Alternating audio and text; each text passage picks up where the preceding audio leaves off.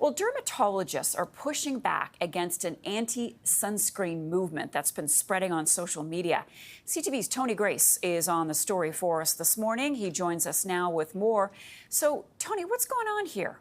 Well, Marcia, you've got a series of videos, and it's really difficult to gauge the reach that they have, but particularly on TikTok, where influencers are trying to convince people not to use sunscreen. That's at the essence of it. The messages revolve around a couple of things.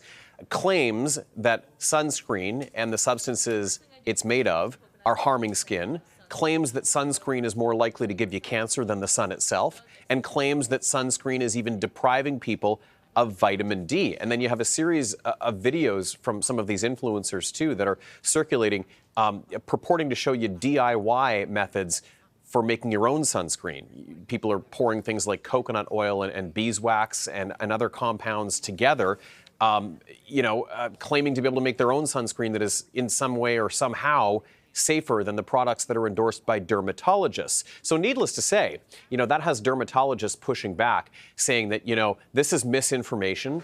There's no evidence that sunscreen causes cancer or causes the amount of harm that it's being alleged to by some of these social media influencers. We had a chance to hear from Dr. Lisa Jing, a dermatologist in Oakville, Ontario, who said, consider the alternative to wearing sunscreen based on her experience. Here's what she's had to say.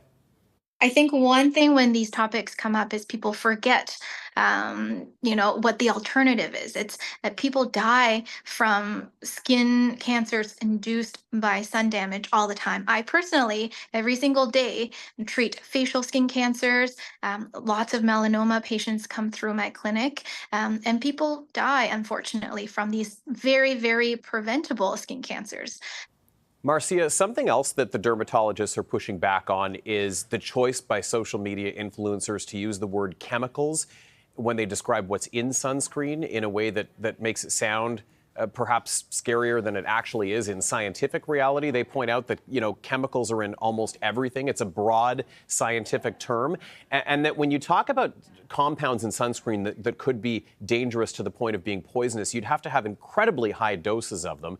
So, they're really pushing back hard against this campaign and trying to, encourage people to screen that information themselves and also protect themselves against the sun's harmful rays, particularly those midday rays with high UV. Absolutely. Aye. Coconut oil? Yeah. You're taking me back to the 80s here. Yeah. Before we knew better. Right. Tony Grace for us. Tony, thank you for that important story.